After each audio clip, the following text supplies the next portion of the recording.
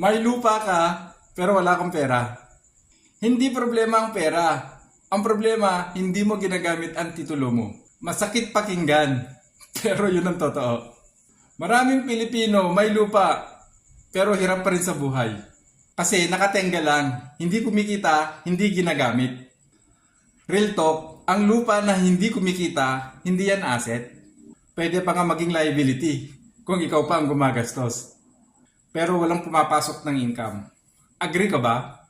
At ito ang hindi alam ng karamihan. Pwede mo gamitin ang titulo mo para kumuha ng punan, mag-start ng negosyo, at dagdagan ng cash flow. Hindi mo naman kailangan ibenta. I-leverage mo lang. Pwede mo gawin ito sa bank o sa cooperative. At parehong may proseso yan.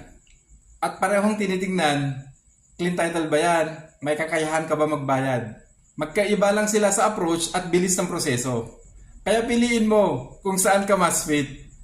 Pero tandaan, hindi lahat ng lupa pwede agad. Pag may issue ang titulo mo, maaari hindi ka ma-approve. Sa part 2, doon ko i-discuss ang step by step para makapagsimula ka na.